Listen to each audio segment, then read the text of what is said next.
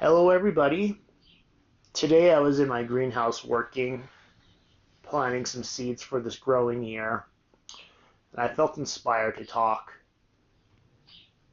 to you why these thoughts are on my mind. And today I was thinking about how after Moses delivered the people from Egypt, how they built a golden calf or golden calves, and how everyone started worshiping it. And it made me think about the mind, because this golden calf came from man's mind. This golden calf came from the imagination. And how many of us pull things from our imagination, whether it's fear, or we create an idea, or we worship other people's ideas? Pretty soon, this thing that comes from our mind or other people's minds becomes our focal point, becomes our God, becomes our focus. And before we know it, we lose who we are. And I know some people may argue I have not lost myself.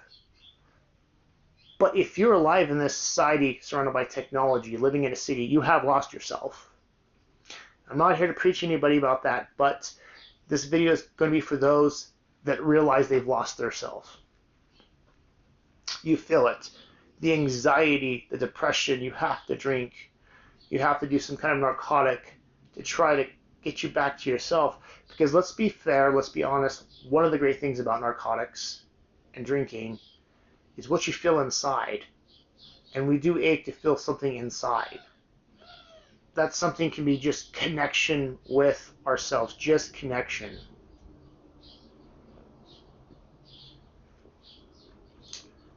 But this golden calf that man is worshiping, this is the thing we create in our mind, in our imagination. When God kicked Satan and cast him into the bottomless pit, and the many things arose from the bottomless pit, the bottomless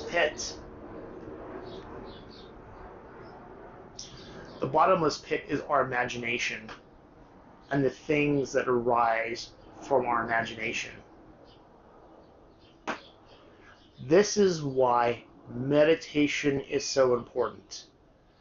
I do not believe you can be a godly person or a spiritual person or a Christian, whatever you want to call yourself, and not be able to meditate. Because by meditating, we go back to our ground of being, and we soon find and discover our true nature.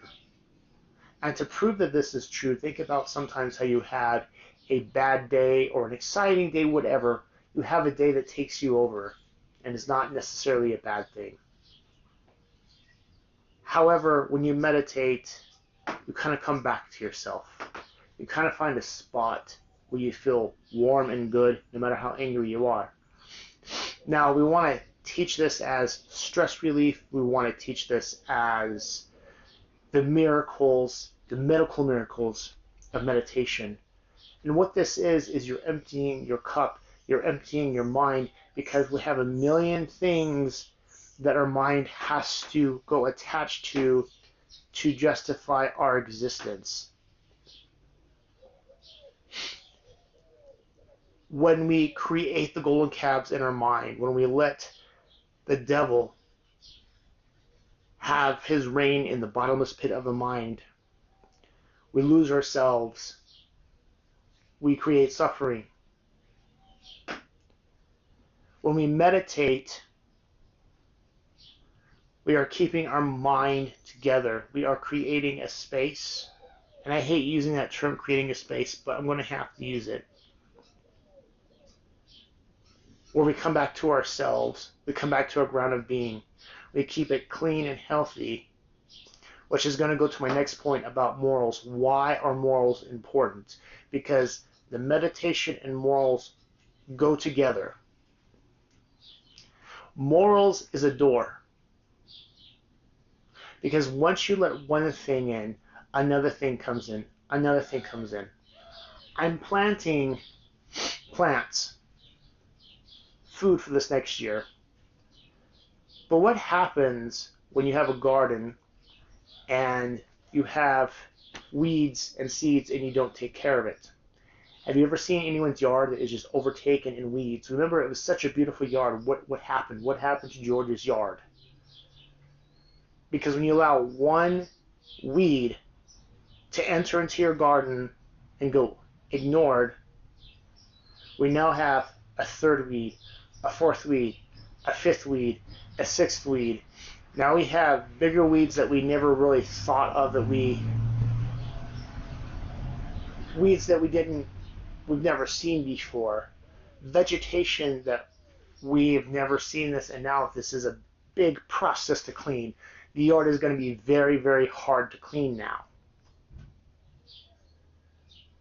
This is what morals are, is pulling weeds and shutting the door.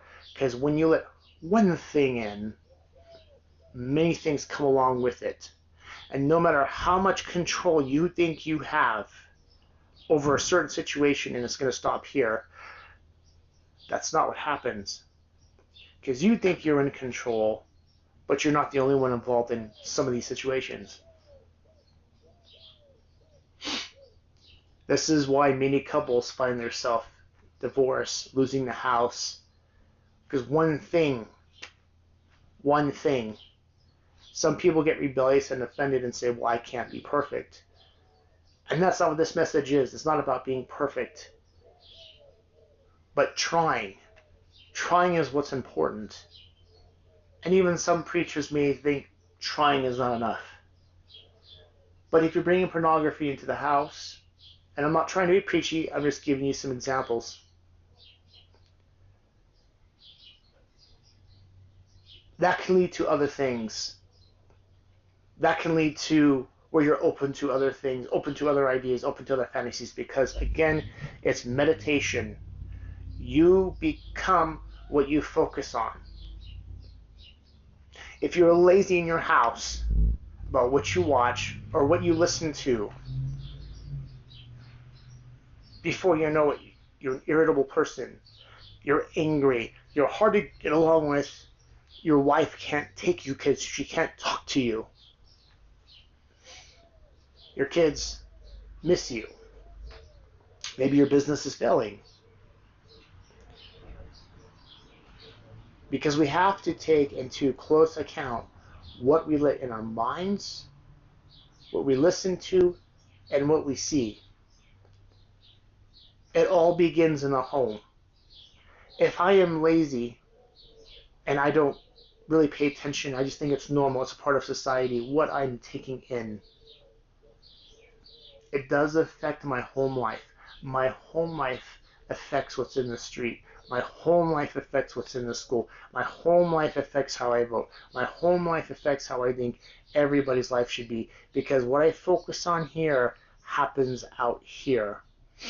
And like a seed and a plant, or weeds, it goes from one place to another to another. Because we are influences of many things around us. We are not on our own. We're a social being and a social animal. So, we have to be careful of the golden calf that we create in our mind. We have to be careful of the bottomless pit, which is our imagination, and what the devil brings forth in this bottomless pit. What we think of and we focus on, we become. Our children become. Our society becomes. That is all I wanted to share today. I'm trying to keep my videos more simple because my mind will just go and go and go and go and go and go, and I end up not finding the right words. If you like this video, please like and subscribe. It helps the algorithm. For whatever reason, my channel is shadow banned because I keep getting subscribers and they never show up. So check back regularly, as well as type in an amen in the comments or thank you, because that also helps the algorithm to push out the videos. Anyways, join me again for another A Voice in the Wilderness as we explore meditation, as we explore our God and our world. Thank you.